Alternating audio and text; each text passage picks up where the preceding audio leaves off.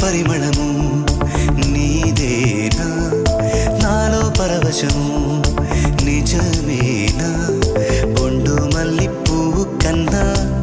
తేలికగు నీ సోకు రెండు కళ్ళు మూసుకున్నా లాగు మరి నీ వైపు సొగసును చూసి పాడగా